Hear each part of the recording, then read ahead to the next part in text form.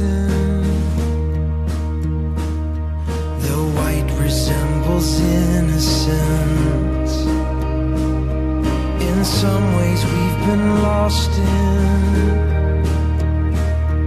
The blue, it stands for vigilance and holding fast to righteousness. But have we lost our way? The stars are for remembering the glory and the victory, where proudly we can say, oh,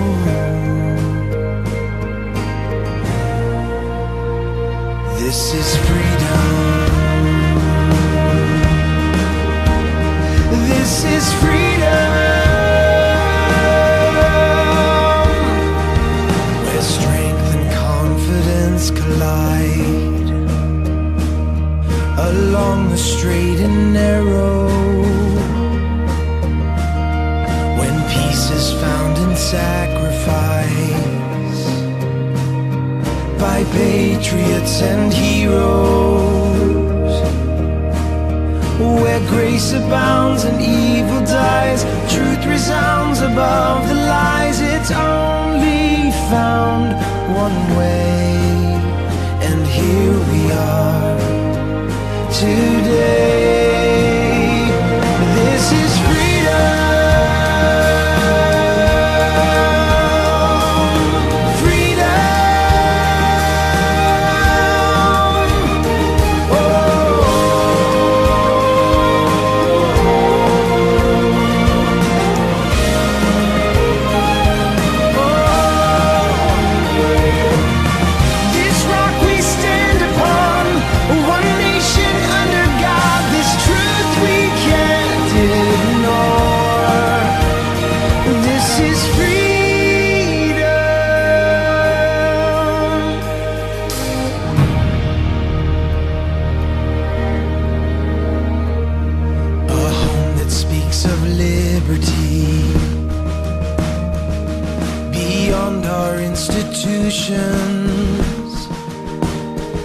If this is a reality, then where are the solutions? A place where we can stand and sing the worship of our risen King without regret or shame. The hope for life eternally we hold alive for all to see, without a guilt or blame. It's what we claim. Oh, this is freedom. This is freedom. This is freedom. This is freedom.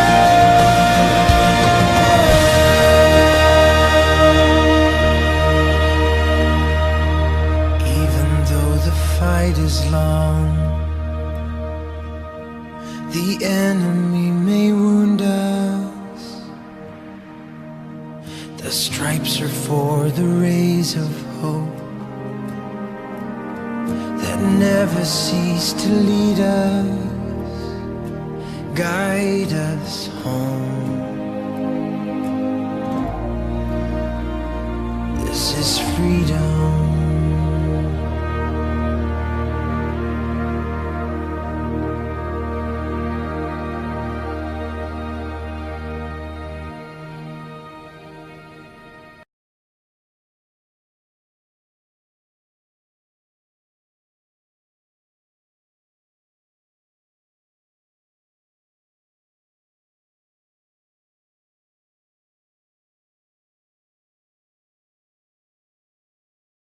Ladies and gentlemen, can I have you please stand for the presentation of the colors?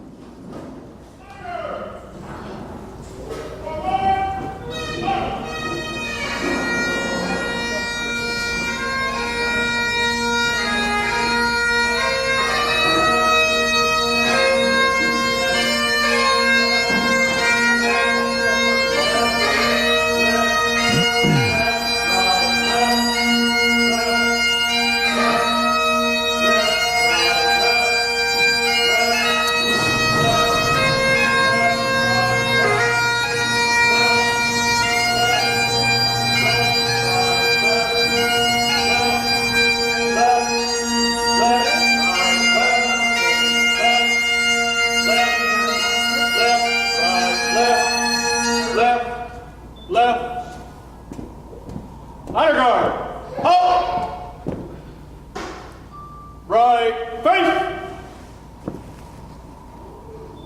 Prepare to post.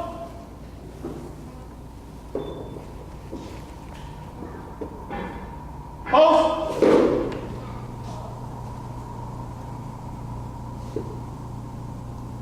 Recover. Face flag.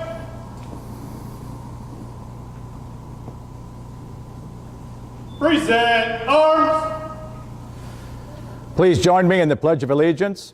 I pledge allegiance to the flag of the United States of America and to the republic for which it stands, one nation, under God, indivisible, with liberty and justice for all.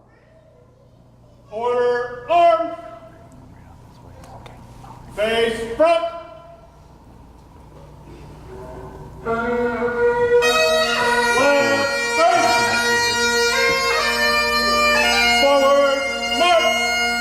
Left, left, left, right, left, left, left, left, right, left, left.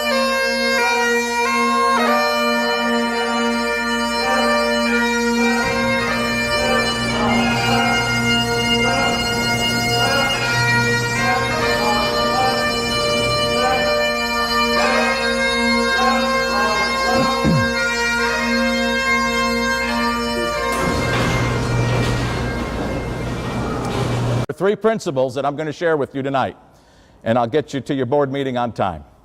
The first principle is this: although authority is God-given, it is recognized and managed by men here on earth. Your authority is divine in principle. You guys know that, but it's human in application. So the level of integrity, honor, and professionalism will vary from agency to agency. That's just the way it works. But your equipment, your apparatus, all of your equipment, your badge, your uniform, they are symbols of the authority. And your attitude toward those symbols is very important. I'm so thankful you guys are wearing your Class A's, because if you weren't, I'd have to give you what for, man? A pastoral, what do you call it, a beating? At least that's the way we do near New York, you know what I mean? We give you a beating. Respect and honor are taught, and they must be learned. That's your job. Number two, the second principle is acknowledgement of and cooperation with biblical principles does not hinder the service that you provide to your community, but it actually completes it. God belongs in the squad cars, in the fire engines, just as much as He belongs in church. But He's not found in every church. Cricket, cricket, cricket. Just like He's not found in every firehouse. Well, if I have anything to do with it, that's going to be changing. I'm going to do my very best to interrupt the thought process of every firehouse that I possibly can. To serve and protect people is a God-given ministry. It's not just a job. It's awesome. The entire community benefits when government agencies keep God within their infrastructure and chain of command. Number three, I'm moving quick, aren't I? A healthy and successful... I'm taking up an offering just for that.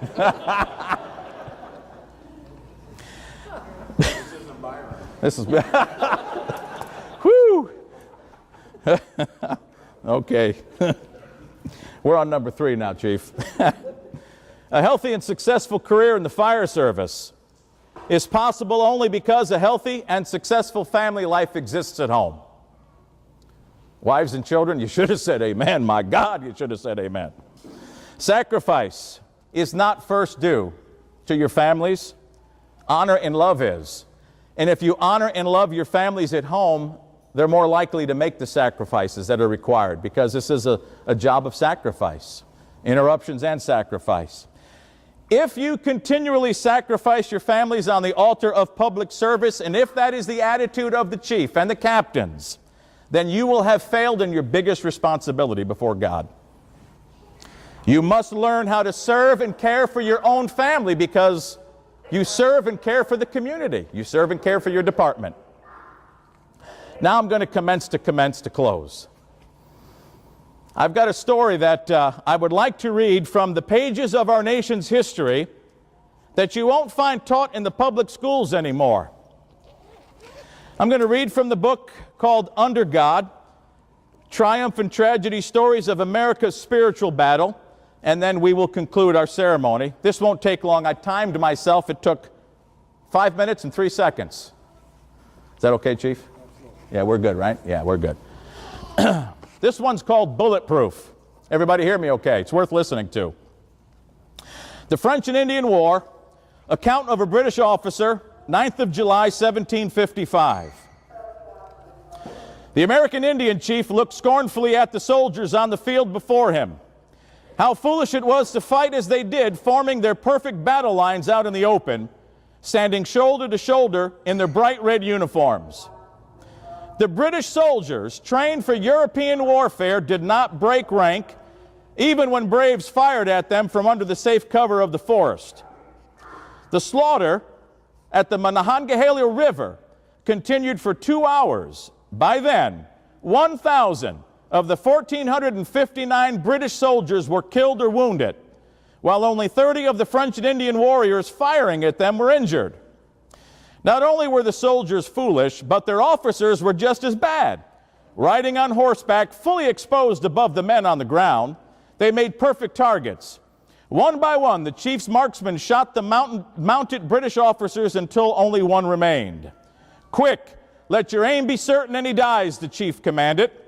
The warriors, a mix of Ottawa, Huron, and Chippewa tribesmen, leveled their rifles at the last officer on horseback.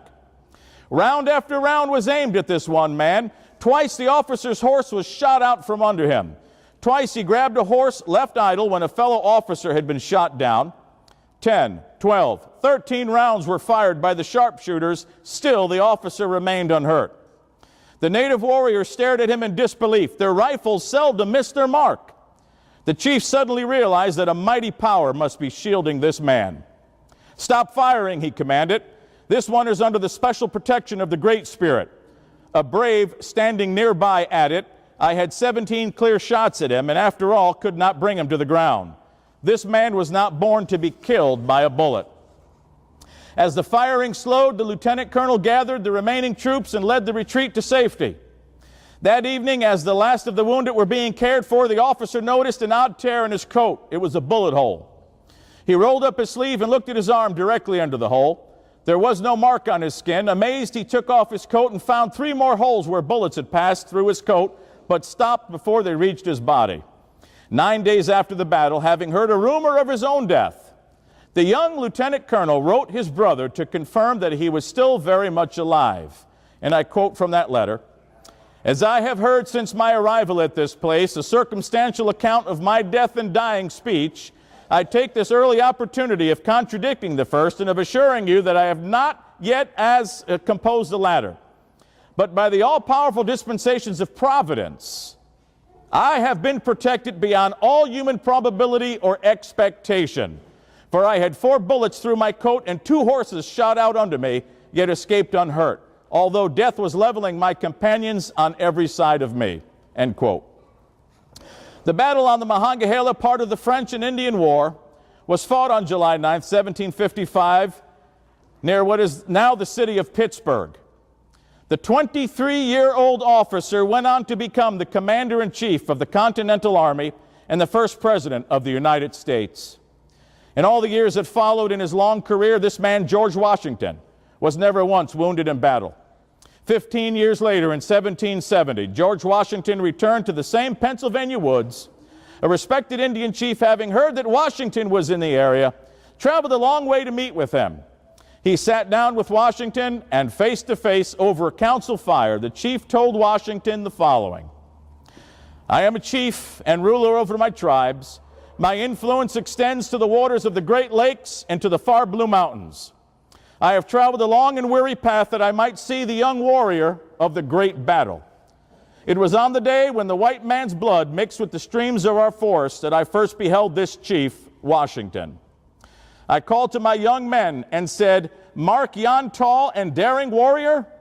He is not of the Redcoat tribe. He hath an Indian's wisdom, and his warriors fight as we do, himself alone exposed. Quick, let your aim be certain, and he dies.' Our rifles were leveled, rifles which but for you knew not how to miss. 'Twas all in vain. A power mightier far than we shielded you. Seeing you were under the special guardianship of the Great Spirit, we immediately ceased to fire at you. I am old and shall soon be gathered to the great council fire of my fathers in the land of the shades. But ere I go, there is something bids me speak in the voice of prophecy.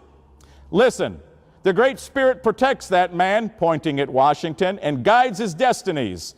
He will become the chief of nations, and a people yet unborn will hail him as the founder of a mighty empire. I am come to pay homage to the man who is particular favorite of heaven and who can never die in battle.